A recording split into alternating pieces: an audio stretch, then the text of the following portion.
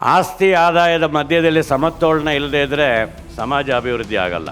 ಈ ಭಾರತಾಂಬೆಯ ಪುತ್ರರಾಗಿ ಹುಟ್ಟುವಂಥವರು ಭವಿಷ್ಯವನ್ನು ಹುಡುಕೊಂಡು ಕೆಲಸ ಹುಡುಕೊಂಡು ಬರುವಂತಹ ಯುವಕರೇನಿದ್ದಾರೆ ಅವರಿಗೆ ನಿಮ್ಮ ಕೆಲಸ ಕಾಯಂ ಇಲ್ಲ ಅನ್ನುವಂತಹ ಸಂದೇಶವನ್ನು ಕೊಡ್ತಾರೆ.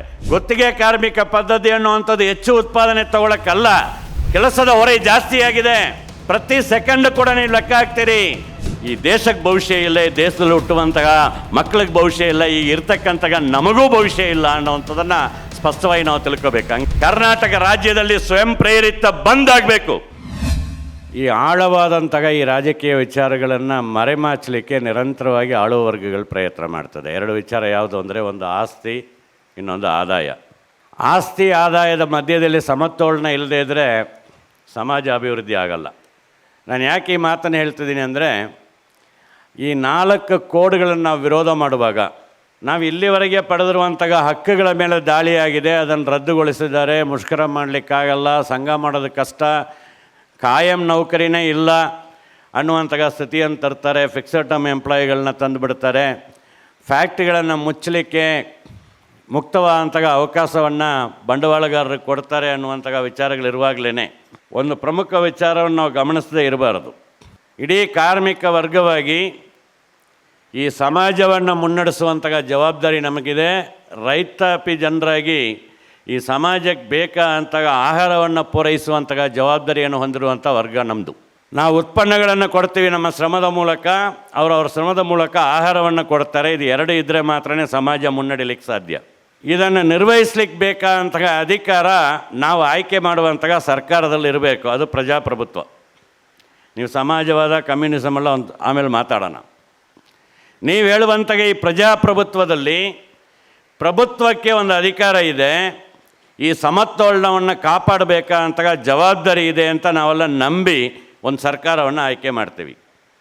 ಆದರೆ ಈ 4 ಸಂಹಿತೆಗಳನ್ನು ಜಾರಿಗೆ ತರೋದರ ಮೂಲಕ, ಎಲೆಕ್ಟ್ರಿಸಿಟಿ ಬಿಲ್ಲನ್ನು ಜಾರಿಗೆ ತರೋದರ ಮೂಲಕ, ಶಾಂತಿ ಕಾನೂನನ್ನು ಜಾರಿಗೆ ತರೋದರ ಮೂಲಕ, ಇನ್ನೊಂದು VB ಗ್ರಾಮ್ಜಿ ಈ ಕಾನೂನನ್ನು ಜಾರಿಗೆ ತರೋದರ ಮೂಲಕ ಸರ್ಕಾರ ಏನು ಪ್ರಕಟಣೆ ಮಾಡ್ಕೊಳ್ತದೆ ಅಂದರೆ, ಈ ದೇಶದಲ್ಲಿ ಬಂಡವಾಳ ಹೂಡೋರ ಮೇಲೆ ನಿಯಂತ್ರಣ ಮಾಡಲಿಕ್ಕೆ ಸರ್ಕಾರಗಳಿಗೆ ಅಧಿಕಾರ ಇಲ್ಲ ಅಂತ ಪ್ರಕಟಣೆ ಮಾಡ್ಕೊಳ್ತಾ ಇದೆ. ಇದನ್ನು ಗಮನಿಸಬೇಕು. ಕಾರ್ಮಿಕ ವರ್ಗಕ್ಕೆ ಮಾತ್ರ ಅಲ್ಲ, ನಾವು ಆಯ್ಕೆ ಮಾಡುವಂತಹ ಸರ್ಕಾರಕ್ಕೂ ಕೂಡ ಬಂಡವಾಳಗಾರರು ಬಂಡವಾಳ ಹೂಡಿದರೆ ನೀವು ಅತಿ ಲಾಭವನ್ನು ಪಡೆದರೆ ಈ ಸಮಾಜಕ್ಕೆ ಕೊಡಬೇಕು ಅಂತ ಹೇಳುವಂತಹ ನಿಯಂತ್ರಣ.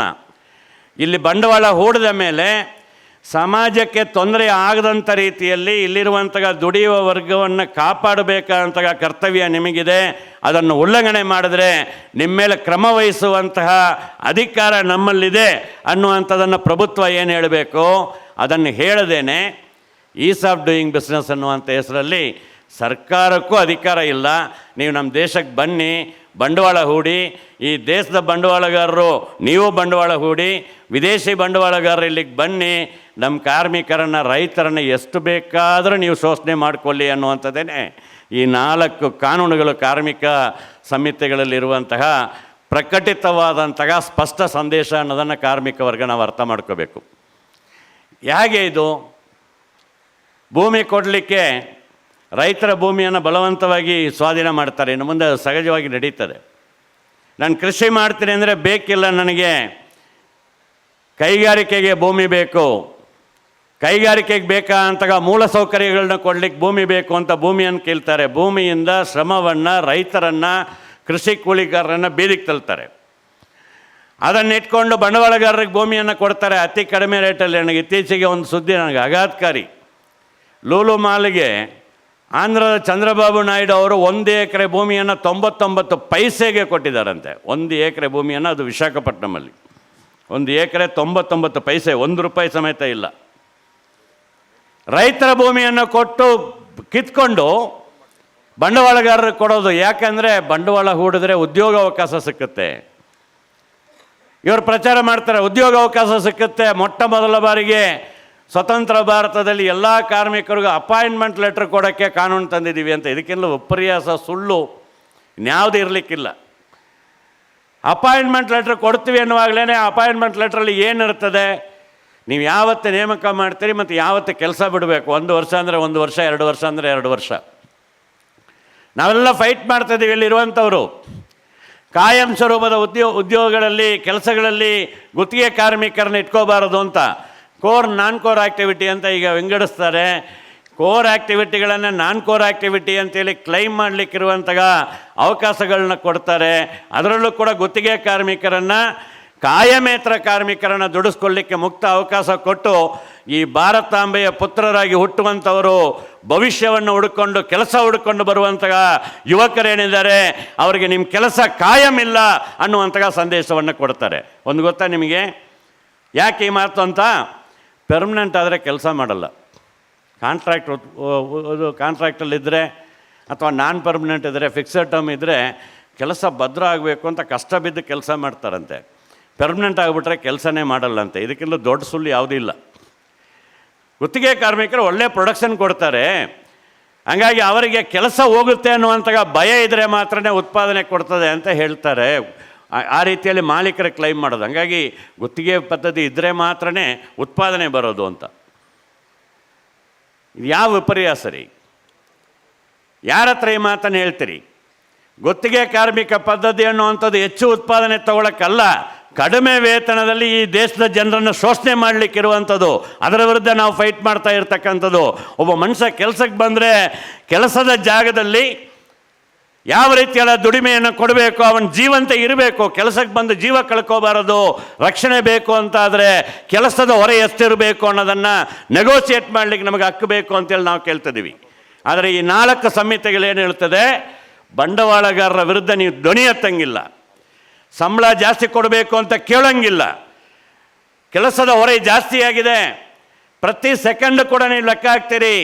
ನೈಸರ್ಗಿಕವಾಗಿ ನಾವು ಬಾತ್ರೂಮ್ ಹೋಗಬೇಕು, ಉಚ್ಚೊಯ್ಲಿಕ್ಕೆ ಹೋಗಬೇಕು ಅಂದರೂ ಕೂಡ ಮಿಸ್ ಅವರಂತ ರೆಕಾರ್ಡ್ ಮಾಡುವಂತಹ ಚರಿತ್ರೆ ನಿಮ್ಮಲ್ಲಿದೆ.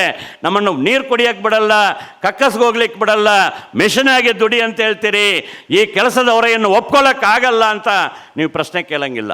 ಬಂಡವಾಳ ಹೊಡೆದವನಿಗೆ ಏನು ಹೇಳ್ತಾನೋ ಅದನ್ನು ಈ ದೇಶದ ಜನನ ಕೇಳಬೇಕು, ಈ ದೇಶದ ಸರ್ಕಾರನೂ ಕೇಳ್ತದೆ ಅಂಥೇಳಿ ಇಡೀ ದೇಶವನ್ನು ಬಂಡವಾಳಗಾರರ ಗುಲಾಮರನ್ನಾಗಿ ಮಾಡಲಿಕ್ಕೆ ಹೊರಟಿರುವಂತಹ ಈ ಕಾನೂನುಗಳನ್ನು ಹಿಮ್ಮೆಟ್ಟಿಸದೇ ಇದ್ದರೆ ಈ ದೇಶಕ್ಕೆ ಭವಿಷ್ಯ ಇಲ್ಲ, ಈ ದೇಶದಲ್ಲಿ ಹುಟ್ಟುವಂತಹ ಮಕ್ಕಳಿಗೆ ಭವಿಷ್ಯ ಇಲ್ಲ, ಈಗ ಇರ್ತಕ್ಕಂತಹ ನಮಗೂ ಭವಿಷ್ಯ ಇಲ್ಲ ಅನ್ನೋವಂಥದ್ದನ್ನು ಸ್ಪಷ್ಟವಾಗಿ ನಾವು ತಿಳ್ಕೋಬೇಕು. ಹಂಗಾಗಿ ಫೆಬ್ರವರಿ 12 ಮುಷ್ಕರ, ಇದು ರೊಟೀನ್ ಮುಷ್ಕರ ಅಲ್ಲ ಕಾಮ್ರೇಡ್ಸ್. 12ನೇ ತಾರೀಕು ಮುಷ್ಕರಕ್ಕೆ ಹೋಗ ಸ್ಪಷ್ಟವಾಗಿ ಹೇಳ್ತಿದ್ದೀವಿ ನಾವು. ಈ 4 ಕಾನೂನುಗಳನ್ನ ತರಲಿಕ್ಕೆ ಈ ಸರ್ಕಾರಕ್ಕೆ ಅಧಿಕಾರ ಇಲ್ಲ ಅಂತೇಳಿ ನಾವು ಹೇಳುವಂಥ ಮಾತದು. ನಿಮಗೆ ಅಧಿಕಾರ ಇಲ್ಲ. ನಮ್ಮ ಜೀವನವನ್ನು ಕಿತ್ಕೊಳ್ಳಲಿಕ್ಕೆ, ನಮ್ಮ ಭವಿಷ್ಯವನ್ನು ಕತ್ತಲು ಮಾಡಲಿಕ್ಕೆ, ನಮ್ಮನ್ನು ಗುಲಾಮರನ್ನಾಗಿ ಮಾಡಲಿಕ್ಕೆ ಅಧಿಕಾರವನ್ನು ನಿಮಗೆ ಕೊಡಲಿಲ್ಲ. ಆ ಅಧಿಕಾರವನ್ನು ದುರುಪಯೋಗ ಮಾಡಲಿಕ್ಕೆ ಬಿಡಲ್ಲ ಅನ್ನುವಂತಹ ಸಂದೇಶ ಇದು. ಕಳೆದ ವರ್ಷ ಮಾಡಿದ ಸ್ಟ್ರೈಕ್ವರೆಗೆ ಕಾನೂನು ಜಾರಿಯಾಗಬಾರ್ದು ಅಂತ ಹೋರಾಟ ಮಾಡ್ತಿದ್ದೀವಿ.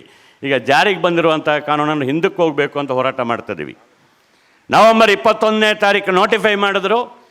ನಾವೆಲ್ಲ ನ್ಯೂ ಇಯರ್ ಸೆಲೆಬ್ರೇಟ್ ಮಾಡಲಿಕ್ಕೆ 26ನ್ನು ಸ್ವಾಗತ ಮಾಡಲಿಕ್ಕೆ ಎಲ್ಲ ರೆಡಿ ಆಗ್ತಿದ್ರೆ ಡಿಸೆಂಬರ್ 30ನೇ ತಾರೀಕು 4 ಕಾನೂನುಗಳಿಗೆ ರೂಲ್ಗಳನ್ನು ತಂದರು. ಈಗ ಏಪ್ರಿಲ್ 1ನೇ ತಾರೀಕು ಜಾರಿಗೆ ತರ್ತೀವಿ ಅಂತ ಹೊರಟಿದ್ದಾರೆ. ಒಂದೇ ಒಂದು ಸರ್ಕಾರ ಇಡೀ ಭಾರತದಲ್ಲಿ ಈ 4 ಕಾನೂನುಗಳನ್ನು ಜಾರಿ ಮಾಡಲ್ಲ ಅಂತ ಬಹಿರಂಗವಾಗಿ ಹೇಳಿದ್ದು ಕೇರಳ ಸರ್ಕಾರ. ಅವರೊಂದು ಕಾನ್ಕ್ಲೇವ್ ಮಾಡಿದ್ರು. ಇಲ್ಲಿ ವೇದಿಕೆ ಮೇಲಿರುವಂತಹ ಕೆಲವರು ಕೂಡ ಕರ್ನಾಟಕದಿಂದನೂ ಕೂಡ ಕಮಿಟಿಗೆ ಜನನ ತಗೊಂಡಿದ್ದಾರೆ. ಕರ್ನಾಟಕದ ನಿವೃತ್ತ ನ್ಯಾಯಾಧೀಶರಾದಂತಹ ಗೋಪಾಲ್ ಗೌಡರ ನೇತೃತ್ವದಲ್ಲಿ ಈ ಕಾನೂನನ್ನು ಹೆಂಗೆ ನಾವು ಹಿಮ್ಮೆಟ್ಟಿಸಬೇಕು ಅನ್ನುವಂಥ ರೀತಿಯಲ್ಲಿ ಒಂದು ಕಮಿಟಿ ಮಾಡಿ ರೆಕಮೆಂಡೇಶನ್ ತಗೊಳ್ಳೋಕ್ಕೆ ಆ ಕಮಿಟಿಯನ್ನು ಕೇರಳ ಸರ್ಕಾರ ನೇಮಕ ಮಾಡಿದೆ. ಅಂಬೇಡ್ಕರ್ ಬರೆದಂತಹ ಸಂವಿಧಾನ ಸ್ಪಷ್ಟವಾಗಿ ಹೇಳ್ತದೆ, ರಾಜ್ಯ ಸರ್ಕಾರಗಳಿಗಿರುವಂತಹ ಅಧಿಕಾರದಲ್ಲಿ ಮಧ್ಯಪ್ರವೇಶ ಮಾಡೋಂಗಿಲ್ಲ. ಆರ್ಟಿಕಲ್ 254 ಬಳಸಿ ಕರ್ನಾಟಕ ರಾಜ್ಯ ಸರ್ಕಾರವು ಕೂಡ ಆ ಎದೆಗಾರಿಕೆಯನ್ನು ತೋರಿಸಬೇಕು. ಕರ್ನಾಟಕ ರಾಜ್ಯದ ಕಾರ್ಮಿಕರಿಗೆ ಅನ್ಯಾಯ ಆಗುವಂತಹ ಕಾನೂನುಗಳನ್ನು ನಾವು ಜಾರಿ ಮಾಡಲ್ಲ. ನೀವು ಕೇಂದ್ರದಲ್ಲಿ ಕಾನೂನು ತಗೊಂಬನ್ನಿ, ಆದರೆ ಕರ್ನಾಟಕ ರಾಜ್ಯದಲ್ಲಿ ಕರ್ನಾಟಕದ ಕಾರ್ಮಿಕರ ಹಕ್ಕುಗಳನ್ನು ಉಳಿಸ್ಲಿಕ್ಕೆ ನಾವು ಬದಲಾವಣೆಗಳನ್ನು ತರ್ತೀವಿ, ಈ ಕಾನೂನನ್ನು ಒಪ್ಪಲ್ಲ ಅನ್ನುವಂಥ ಒಂದು ಮಾತನ್ನು ಹೇಳಬೇಕು ಅಂತ ಬಯಸ್ತೀವಿ. ಆದರೆ ದುರಾದೃಷ್ಟವಶಾತ್ ಸಮಾಜವಾದಿ ಅಂತ ಹೇಳಿಕೊಳ್ಳುವಂತಹ ಸಿದ್ದರಾಮಯ್ಯ ಅವರು ಇಲ್ಲಿವರೆಗೆ 4 ಕಾರ್ಮಿಕ ಕಾನೂನುಗಳ ಬಗ್ಗೆ ತುಟ್ಟಿಪಿಟ್ಟಕ್ಕಂತ ಮಾತಾಡಿಲ್ಲ. ಅವರು ಮಾತಾಡಿಲ್ಲ ಅಂದರೆ ಮಾತಾಡಿಲ್ಲ ಅನ್ನೋದನ್ನು ನಾವು ಹೇಳಬೇಕು. ಅವ್ರ ಮೇಲೆ ಪ್ರೀತಿ ಇಲ್ಲ ಪ್ರಶ್ನೆ ನಮಗೆ. ವಿ ಗ್ರಾಮ್ಜಿ ಬಗ್ಗೆ ಮಾತಾಡ್ತೀರಿ, ಸ್ಪೆಷಲ್ ಸೆಷನ್ ಅಂತೀರಿ. 4 ಕೋಡ್ಗಳು ತಂದರೆ ಕರ್ನಾಟಕ ರಾಜ್ಯದಲ್ಲಿ 300 ಜನಕ್ಕಿಂತ ಕೆಲಸ ಮಾಡುವಂಥ ಕಾರ್ಖಾನೆಗಳು ಎಷ್ಟಿದೆ?